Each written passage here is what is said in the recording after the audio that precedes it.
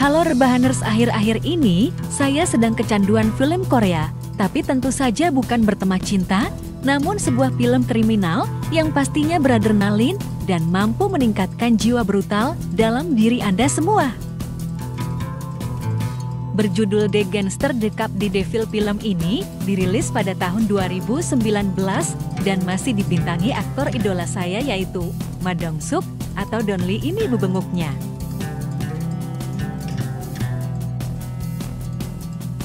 Diawali dengan memperlihatkan tokoh pertama kita, seorang pria yang hobi membunuh secara acak dan tanpa pola atau tujuan tertentu, di mana dia sedang mengelilingi kota untuk mencari korban atau mangsa. Dan saat sudah mendapatkannya, si pria yang memiliki kecenderungan psikopat, kita panggil saja si iblis, dia pun menabrakkan mobilnya, sehingga saat korbannya keluar, si iblis pun langsung menikamnya dengan menggunakan pisau dan meninggalkannya begitu saja hanya untuk kepuasan semata.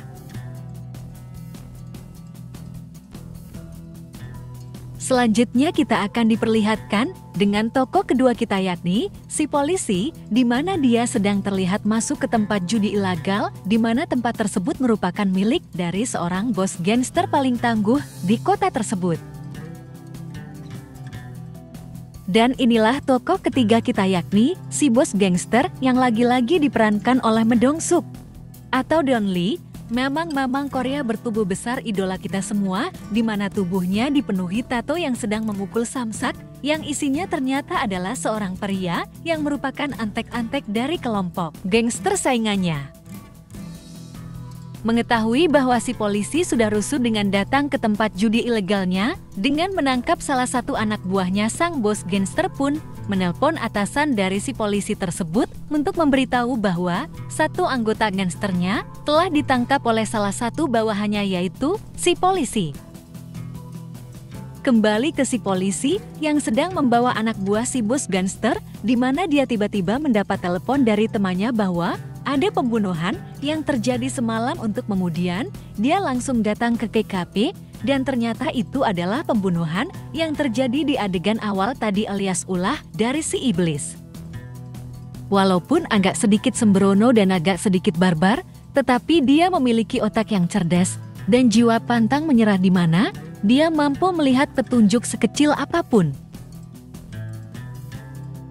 Di sisi lain kita lihat si bos gangster sedang bersama rivalnya yang merupakan bos gangster dari kelompok lain, di mana mereka terlibat perang dingin untuk menguasai kota wilayah tersebut, dan saat rivalnya terus sosoromat meminta yang lebih untuk dikuasai, si ajudan bos gangster pun nyerenteng dengan menyuruhnya bicara sopan pada bosnya, sehingga terjadi ketegangan antara dua ajudan yang diakhiri dengan siraman kuah mie yang diberikan oleh bos rivalnya. Melihat para ajudan sudah tidak sopan dan sosoromot di depan para bos, si bos gangster pun bangun dan membogem wajah ajudannya sendiri, dilanjutkan dengan mencabut gigi ajudan rivalnya untuk kemudian menaruhnya dalam gelas dan menyuruh rivalnya meminum tuak berisi gigi ajudannya sendiri. Sepulangnya dari sana, si bos gangster pun menyuruh ajudannya untuk naik mobil lain karena dia sedang ingin nyetir sendirian, yang mana saat di jalan mobilnya tiba-tiba ditabrak dari belakang, yang Anda sudah pasti bisa menebak siapa itu.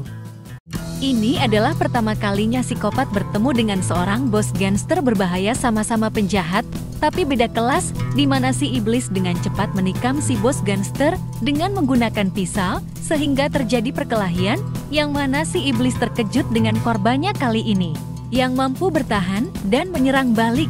Merasa telah salah memilih korban, si iblis pun pergi meninggalkan bos gangster yang hampir tewas karena mendapat beberapa tikaman di sekujur tubuhnya. Akibat kejadian itu, si bos gangster pun mengalami kritis karena kehilangan banyak darah, di mana yang pada saat bersamaan si ajudan berinisiatif menyerang gangster saingannya atau rivalnya yang padahal bukan merekalah pelakunya. Bersamaan dengan sadarnya, si bos gangster kita akan lihat si iblis tengah mengobati lukanya akibat terkena satu tusukan pada bagian dada kiri, yang mana si iblis ternyata tidak kapok meski sudah salah memilih korban. Dan justru dia malah melakukan pembunuhan lagi kepada salah seorang warga yang ditemuinya. Singkat cerita, esok pagi pun tiba si polisi terlihat menemui si bos gangster untuk mencari informasi tentang insiden semalam di mana si bos gangster dengan sengaja tidak memberi informasi apapun tentang ciri-ciri pelaku karena si bos gangster berniat untuk mencarinya sendiri agar bisa dibunuh dengan tangannya sendiri. Dan secara tidak langsung terjadi sebuah persaingan antara si polisi dan si bos gangster di mana mereka berdua seolah bersaing untuk membuktikan siapa yang lebih cepat menangkap si iblis. Saat memeriksa mobil milik si bos gangster, si polisi pun melihat goresan di belakang mobilnya sehingga dia semakin yakin bahwa orang yang telah menyerangnya adalah si iblis, sang pembunuh berantai yang sudah meresahkan warga selama ini. Dan lagi-lagi, kita akan melihat si iblis membunuh seorang supir truk yang sedang menelpon keluarganya dengan tidak puguh-puguh, di mana dia mencuri mobil truknya untuk kabur dan tidak sengaja menjatuhkan pisaunya tepat di samping jalan raya. Di sisi lain terlihat si ajudan bersama para investor sedang melihat proyek gedung yang sedang dibangun oleh si bos gangster, yang mana akibat kejadian kemarin sebagian para investor mundur dari proyek tersebut akibat reputasi si bos gangster yang dinilai negatif. Setelah dilakukan penyelidikan, si ajudan pun berhasil mendapatkan mobil yang si iblis gunakan untuk memangsa korbannya dan saat ini sudah disimpan dengan aman di markas mereka. Tak hanya itu, si ajudan pun menemukan pisau yang digunakan si iblis untuk membunuh. Namun karena tidak memiliki ahli forensik dan keterbatasan dalam mencari data, si bos gangster pun mengambil langkah berani dengan menjalin kerjasama dengan si polisi, di mana mereka berdua sepakat untuk saling membantu satu sama lain dalam misi menangkap si iblis. Si polisi pun akan mengerahkan ahli forensik dan data digital, sedangkan si bos gangster akan memberikan fasilitas dan sumber daya manusia, sehingga mereka berdua sekarang berada di pihak yang sama. Namun tetap ada persaingan di antara mereka berdua, yang mana si polisi dan si bos gangster sepakat untuk bersaing. Siapa yang lebih cepat menangkap si iblis, maka dia berhak melakukan apapun kepada si iblis tersebut. Dengan uang yang dimilikinya, si bos gangster pun mengerahkan semua pasukan dan membayar orang yang ada di wilayah tersebut. Sedangkan si polisi bersama rekannya terlihat sedang memeriksa petunjuk pada mobil si iblis yang disimpan di markas si bos gangster. Seperti kita tahu, si bos gangster memiliki bukti kejahatan yang lain yang dimilikinya, yakni sebuah pisau yang digunakan si iblis. Di mana si bos gangster diam-diam menyuruh anak buahnya untuk memanfaatkan barang bukti tersebut untuk membunuh saingannya, sehingga kematian beliau dianggap sebagai kematian berantai yang dilakukan oleh si iblis. Akibat insiden tersebut, si polisi dan rekan-rekannya pun dimarahi oleh atasannya karena dianggap tidak becus mengurusi kasus ini, dan beliau meminta mereka segera menangkap si iblis secepatnya karena jika terus dibiarkan, maka masalah ini akan menjadi besar dan menjadi kepanikan warga di seluruh kota. Tak lama si polisi pun mendapat telepon dari rekannya yang merupakan ahli forensik bahwasannya pisau yang ada pada insiden semalam merupakan pisau yang sama yang digunakan oleh pelaku atau si iblis karena terdapat DNA dan darah korban sebelumnya. Sadar bahwa ini perbuatan si bos gangster, si polisi pun dengan cepat datang ke sana hingga terjadi baku hantam yang tentu saja dimenangkan oleh si bos gangster. Karena masih membutuhkan bantuan dan sumber daya si bos gangster, si polisi pun tak bisa berbuat apa-apa dan memilih untuk fokus kepada pencarian si iblis ketimbang mengurusi masalah kematian ketua gangster semalam. Singkat cerita, malam pun tiba si bos gangster bersama anak buah terlihat sedang menghadiri upacara kematian ketua gangster saingannya, yang mana mereka saat duduk dan beristirahat tak diduga si iblis diam-diam nimbrung di antara mereka semua. Kemudian, si iblis menghampiri ajudan saingannya dan memberikan sebuah kertas yang isinya bertuliskan, "Seseorang telah menggunakan pisauku untuk membunuh bosmu." Alhasil si ajudan musuh ini pun terprovokasi yang membuatnya berniat untuk balas dendam kepada si bos gangster.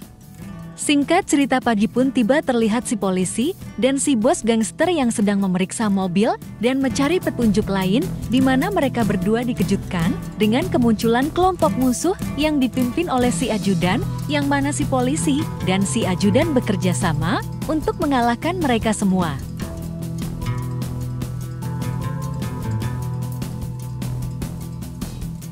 Si polisi sendiri tidak sengaja melukai si ajudan musuh, di mana pisau tertancap tepat di dadanya, sehingga dia merasa sangat bersalah dengan hal itu. Sebagai rekan di pihak yang sama, si bos gangster pun akan mengatasi dan menutupi hal ini, sehingga si polisi bisa tetap fokus untuk mencari keberadaan si iblis.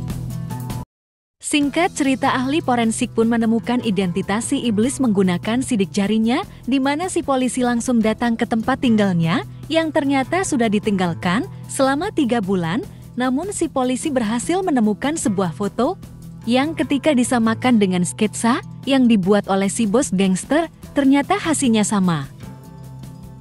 Si polisi pun langsung menghubungi bos gangster untuk memberitahu bahwa identitas si iblis sudah di tangan, sehingga sekarang mereka hanya perlu mengumpulkan pasukan untuk mencari di mana si iblis berada.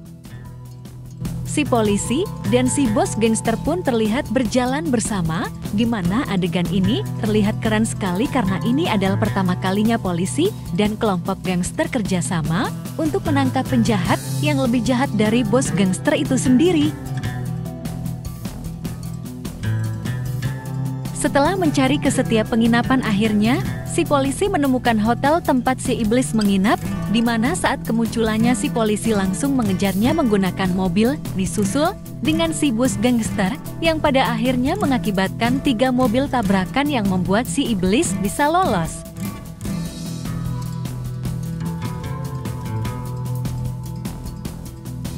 Selanjutnya terjadi kejar-kejaran, di mana saat si ajudan berhasil menemukan si iblis, dia pun mendapat beberapa tikaman yang membuat dirinya mengalami sekarat. Di mana akhirnya si bos gangster sampai di sebuah tempat karaoke, dan ketika memiliki feeling kuat bahwa si iblis bersembunyi di toilet, si bos gangster pun langsung mendobraknya yang membuat si iblis tertindih.